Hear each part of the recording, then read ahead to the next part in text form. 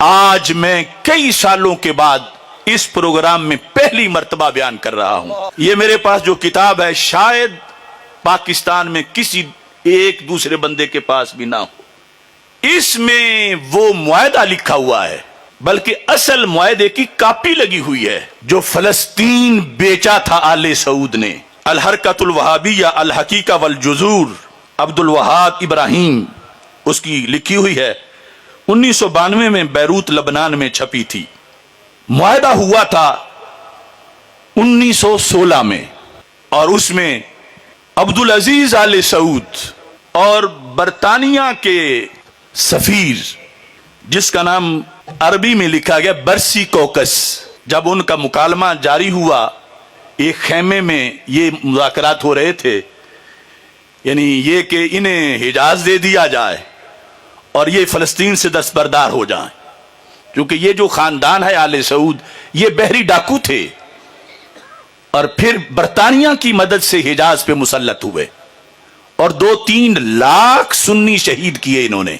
یعنی آج تو بڑے پاک صاحب بن کے بیٹھے ہوئے نا، جیسے کسی گاؤں میں کوئی بہت بڑا قاتل صدی پہلے کی اس کی اولاد بیٹھی اور روزانہ خیرات کر رہے ہیں، اور لوگ کہیں بڑے اچھے ہیں یہ تو روزانہ صدقہ خیرات کرتے ہیں اور بڑے حاجی ثناء اللہ ہیں، اور ان کو پتہ نہیں کہ ان کے بڑوں نے کتنے قتل کیے تھے. یہاں لکھا ہے جب مذاکرات ہوئے تو عبدالعزیز آل سعود نے کہا انا اعترف، میں اعتراف کرتا ہوں، الف مرتن، 1000 بار، کس چیز کا؟ بے اعطاء الیہود وطنا فی فلسطین، کہ یہود کو فلسطین میں وطن دیا جائے، یہ میں اعتراف کرتا ہوں. اور پھر جس طرح حلف اٹھاتے ہوئے اپنا نام لے کے کہتے ہیں، کہتا ہے انا السلطان عبدالعزیز عبد الرحمن الفیصل آل سعود اقر، میں اقرار کرتا ہوں، وآترف، اور میں اعتراف کرتا ہوں، للسید برسی کوکس، سید یعنی سر کے معنی میں ہے، برسی کوکس کے لیے. کون؟ مندوب بریطانیہ العظمی، اتنا ادب ہے، بریطانیہ العظمی کا جو مندوب ہے اس کے سامنے میں اعتراف کرتا ہوں. کس چیز کا؟ لا مانع عندی من اعطاء فلسطین للیہود، میرے ہاں کوئی رکاوٹ نہیں میری طرف سے کہ اگر فلسطین یہود کو دے دیا جائے. یہ جو قاری زوار بہادر صاحب کہہ رہے تھے کہ 100 ارب ڈالر خرچ کیا وہابیت کے لیے. I mean, let's remember here, the people we are fighting today, we funded 20 years ago. And it was President Reagan in partnership with the Congress, led by Democrats, who said, you know what, sounds like a pretty good idea. Let's deal with the ISI and the Pakistani military, and let's go recruit these mujahideen, and let's get some to come from Saudi Arabia and other places, importing their Wahhabi brand of Islam, so that we can go beat the Soviet Union. And guess what? They retreated, they lost billions of dollars, and it led to the collapse of the Soviet Union. So there's a... تو یہ ان کے مامے کے بیٹے لگتے تھے، انہوں نے یہ کام کروانا تھا. یہ کتاب میرے مطالعہ میں 94 سے ہے، لیکن میں اس سے صرف نظر کرتا رہا. لیکن اب جس وقت 1.5 سال میں نے دیکھا کہ آج سعودی عرب اٹھے گا ان چیخوں کو سن کے، آج اٹھے گا، کل اٹھے گا، انتظار کرتے کرتے 70,000 شہید ہو گئے. لیکن انہوں نے کہا کہ ہماری تو دوستی گہری ہو گئی تھی، یہ جو حماس والے ہیں انہوں نے رنگ میں بھنگ ڈال دیا. اگر کسی نے حرم میں فلسطین کا جھنڈا لہرایا ہے تو اسے بھی پکڑ آ گیا.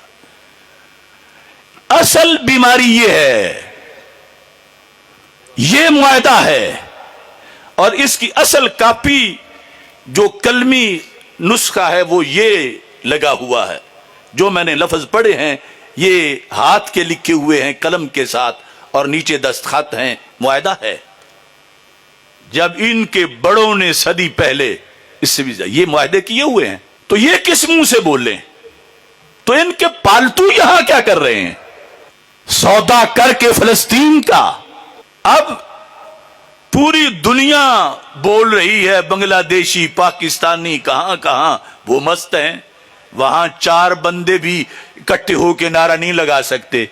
उनके सफीर गूंगे, उनके वजीर गूंगे, उनका जो मुफ्ती है वो गूंगे, उनका शहजादा वो गूंगा, क्योंकि वो अपने मुआहदों के पाबंद हैं। और जब तक हिजाज से आवाज नहीं उठेगी मरकज इस्लाम से, और यहूद पर थूका नहीं जाएगा, नसारा से अपनी रिश्तेदारियां तोड़ी नहीं जाएंगी, उस वक्त तक फलस्तीन की आग कैसे बुझे। यानी ये जाहिरी तौर पर जो जंगल को आग लगी, मैंने उसकी बात की। अल्लाह तो कादिर है, वो कुन कहे सब कुछ हो जाए, मगर जो हकीकत है, जमीनी हकीकत, वो ये है। इन लोगों की एम्बेसी की तरफ कौन मार्च कर रहा है? इन लोगों के खिलाफ एहतजाज में कौन बोल रहा है? इन लोगों को आईना कौन दिखा रहा है? ढूंढो तो सही।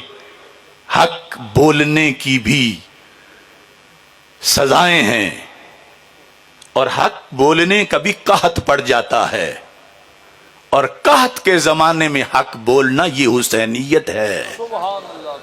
मेरे आका अलैहिस्सलाम फरमा गए, अखरिजुल यहूद वन नसारा मिन जजीरतिल अरब, कि अरब से यहूद व नसारा को निकाल दो। इन्होंने क्या पॉलिसी बनाई कि अरब में यहूद व नसारा को बसा दो, न्यूम सिटी उनके लिए बना दिया। तो फिर खैर कहां से आए, फिर बरकत कहां से आए, दुआ कैसे कबूल हो, अबाबिल कैसे उतरे, फरिश्तों की मदद कैसे आए। देखो जी, वो हरम वाले, वो काबे वाले अल्लाह को पसंद थे तो इसलिए अल्लाह ने रखे हुए हैं। हमारे भी बड़े भोले अवाम है। मैं कहता हूं फिर किबला अव्वल यहूद के पास है तो वो अल्लाह को पसंद है कि बड़े अच्छे हैं, वो जहन्नम का ईंधन है और कब्जा जमाए बैठे हैं। तो ऐसे ये भी हैं, यहूद और आले सऊद एक ही खोटे सिक्के के 2 रुख हैं।